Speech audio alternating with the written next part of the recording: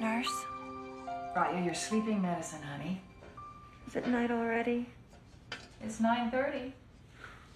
What about the day? What about it? Was it a beautiful day? Was the sun out? Was it warm? Kind of warm. Clouds. Were there clouds in the sky? I suppose there were. I never was much for staring up at the sky all the time. I used to look up at the clouds a lot. If you stare at them long enough, they become things, you know? Ships, people, anything you want, really, if you stare at them long enough. It's time to take your temperature now. There's one other thing. Well? When, nurse? When will they take the bandages off? How long? Until they decide it's safe for your face. I know. It's pretty bad, isn't it? I've seen worse. But it's pretty bad, isn't it? I know it's pretty bad.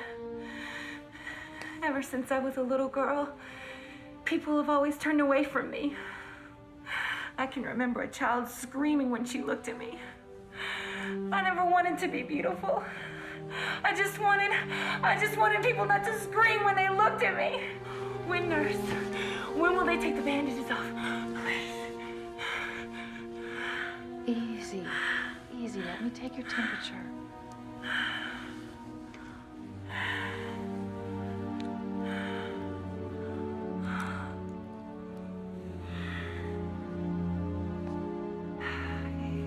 Maybe tomorrow. Maybe the next day. You've been waiting so long now, it really doesn't make that much difference whether it's 2 days or weeks. Now, does it?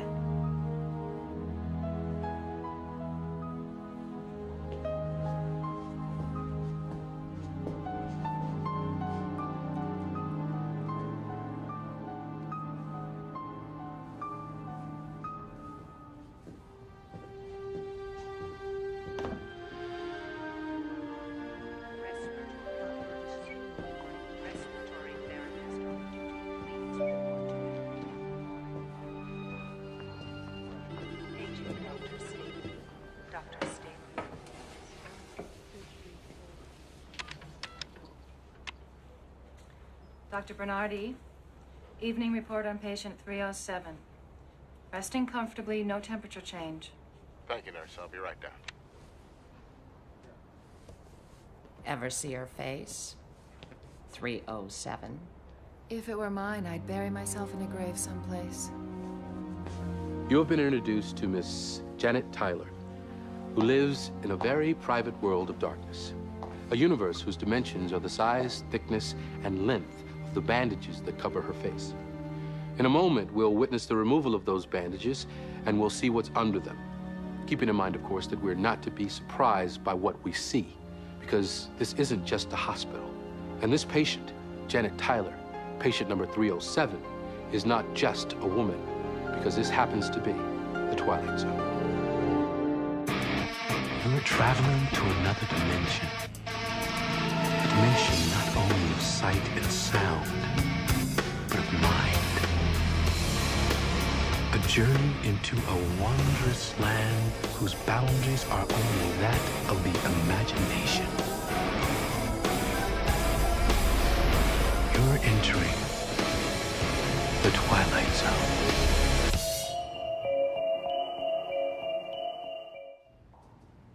How about her blood pressure? 120/80. Good. Any thyroid reaction since the latest round of injections? Nothing out of the ordinary. All right. Nurse, you can come back at 11 and give her the usual sedative. All right, doctor. Warm this evening, Miss Tyler? I thought it was. Very warm. You can take my word for it. We'll have those bandages off you very shortly. I expect you're uncomfortable. I'm used to it by now. I've no doubt. This is your 9th? Is this your 9th procedure? The 11th. Sometimes I think I lived my whole life inside of a dark cave. There's kind of a comfort, though, living in a cave. It's so private. No one can ever see me. It's hopeless, isn't it, Doctor? I'll never look any different. Well, that's hard to say. Up until now, you haven't responded to any of our procedures. But there's no way of telling. Not until we get the wrapping off.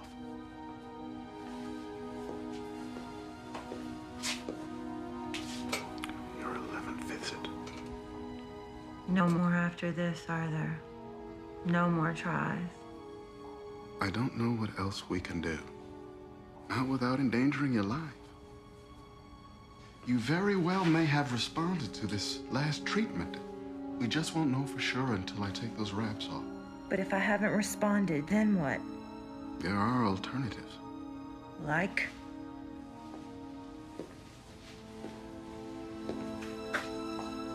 Don't you know?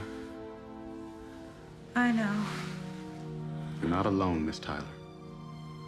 You realize that, don't you? You're hardly alone. Many others share your misfortune. People who look much as you do.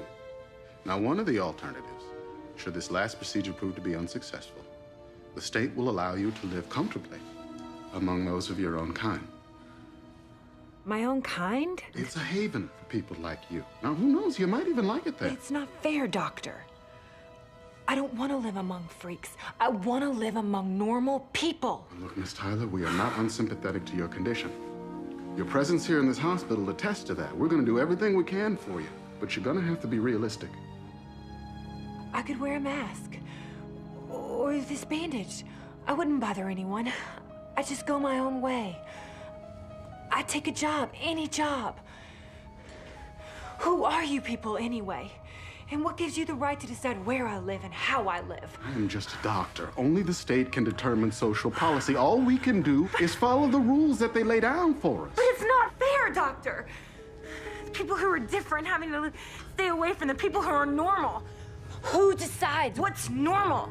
The state isn't God, Doctor. Miss Tyler, please. But the state is not God. It hasn't the right to punish people for an accident of birth. It hasn't the right to make ugly mess of crime. Miss Tyler! Now, I've got to ask that you stop this kind of talk immediately. Do you understand me? Immediately!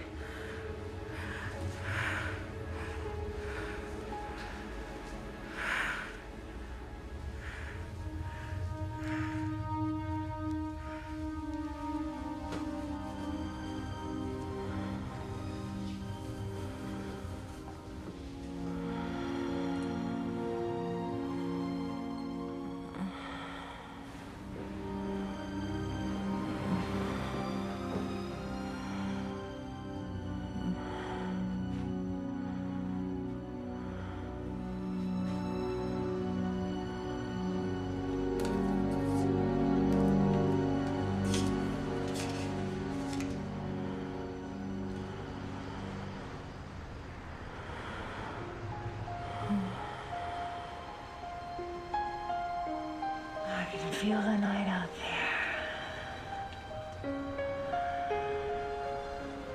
I can feel the air. Oh, I can smell the flowers.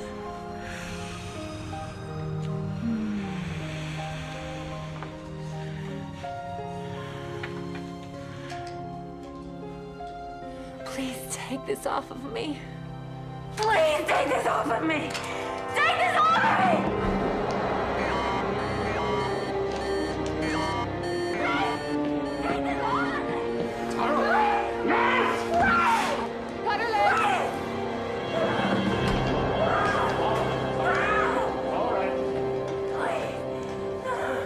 Doctors decided to remove the bandages in 307. He wants to have the anesthetist stand by. Anesthesia, please. Wanted for 307. Yes. When she sees what she looks like, she may get violent.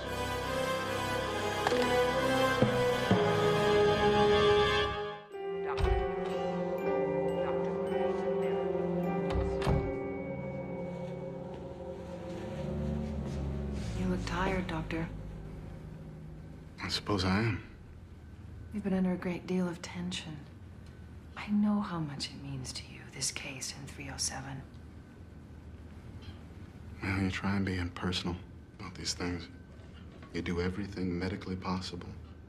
everything humanly possible. Then in the end, you cross your fingers and hope for a miracle. But you know, once in a while, a miracle does happen. Just often enough to let you know that you're not wrong or foolish to hope for one. But you're destroying yourself, getting so personally involved. I know. Don't you think I told myself that? I've seen that woman's real face, nurse. The face of her real self. It's a good face. It's a human face.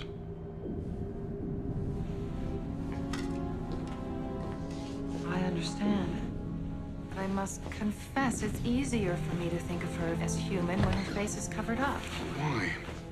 Why shouldn't people be allowed to be different? Why? Doctor, please. Careful. What you're talking is... Is treason? This case has upset your balance, your sense of values. I'll be all right once the wraps are off. Once I know one way or the other. She keeps complaining about her legs. I'll be down to see. And now, ladies and gentlemen, our leader. The leader's speech is about to begin. Good evening, ladies and gentlemen. Tonight I shall talk to you about glorious conformity, about the delight and the ultimate pleasure of our unified society. You recall, of course, that directionless, unproductive, over-sentimentalized era in man's history when it was assumed that dissent was a natural and healthy adjunct to society. You recall that during this period of time, there was this strange, over-sentimentalized concept that it mattered not that people were different, that this world could exist in some sort of crazy patchwork glued together in a fragmented society. We know now that that was wrong. Now, as I unwrap, I want you to keep your eyes open. I want you to describe to me the different shading of light as you perceive it, as each layer of those bandages come off. All right. Now, if you make any movement, or if you start to get emotional on us in any way, I'm gonna have the nurses hold you down and have the anesthetist put you under sedation. Is that understood? I promise. I won't.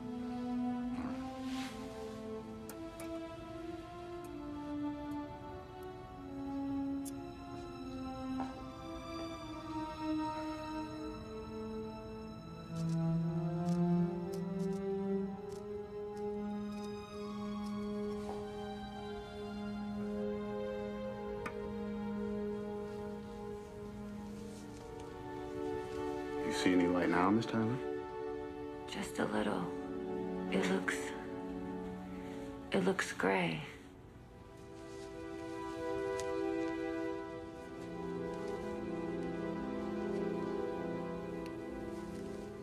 How about now, Miss Tyler? It's bright. Very bright. Good. I'm at the last layer now, Miss Tyler. I can see your outline. Just vaguely. But I can see you.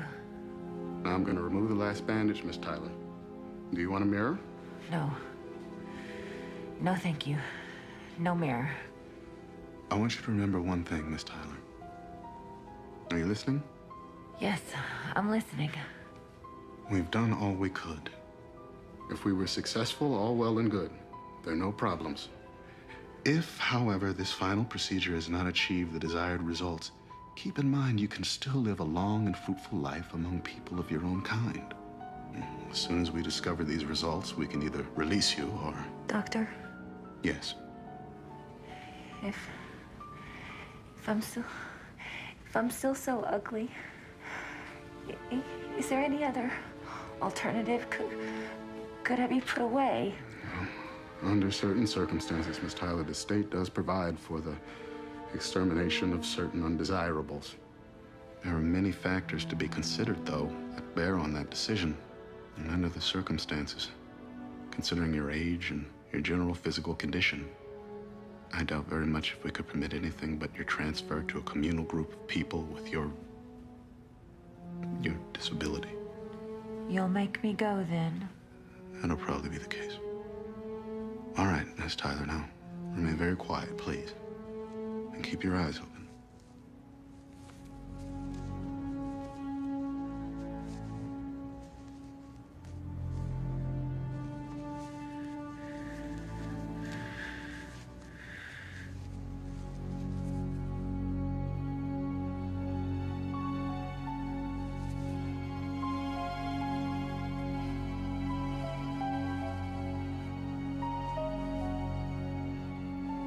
All right, Miss Tyler.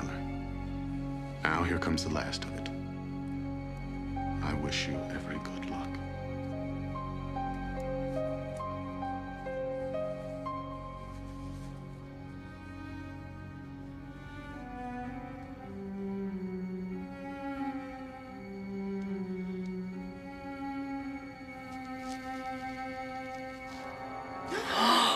Oh, hideous. No change. No change at all. Oh, no. Poor thing.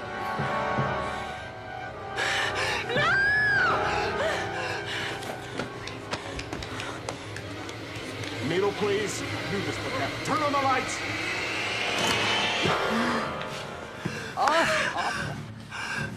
Needle, please. Stop that patient! Stop her! There must be a single purpose, a single norm, a single approach, a single philosophy of governance. That is why we must no longer permit the ugly to exist within our society. They must be removed. It is essential in this society that we not only have no more, but that we conform differences. Conformity we must worship and hold sacred. Conformity is our key to survival. Don't be afraid, Miss Tyler. This is a representative of the group you're to live with. Oddly enough, you came right to it. Come on now, he won't hurt you. Janet. This is Mr. Smith. He's in charge of the village group you're to live with. You'll be able to live among your own kind. Miss Tyler. We have a lovely village and wonderful people. I think you'll like it where I'm gonna take you. You'll be with your own kind, and after a little while, you'll be amazed at how little a while you feel a sense of great belonging. You'll feel a sense of being loved, and you will be loved, Miss Tyler.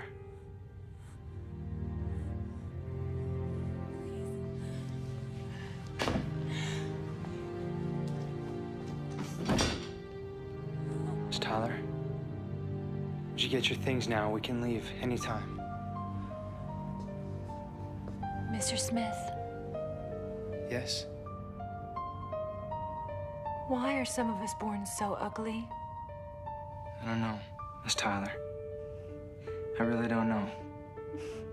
But you know something? It doesn't really matter. There's an old saying. Very, very old saying. Beauty is in the eye of the beholder. When we leave here, when we go to the village, keep that in mind. Try, Miss Tyler, say it over and over in your mind. Beauty is in the eye of the beholder.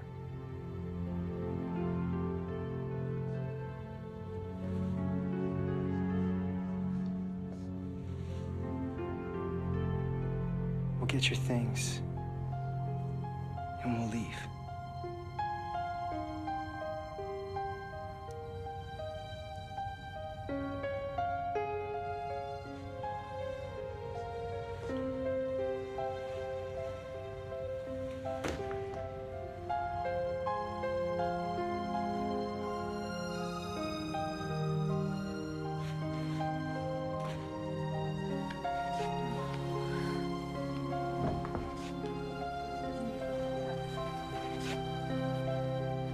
Goodbye, Miss Tyler. Now the questions that come to mind. Where is this place and when is it? What kind of world is this where ugliness is the norm and beauty the deviation from that norm? You want an answer? The answer is, it doesn't make any difference. Because the old saying happens to be true. Beauty is in the eye of the beholder. In this year or 100 years hence, on this planet or wherever there is intelligent life, beauty is in the eye of the beholder. Lesson to be learned in the Twilight Zone.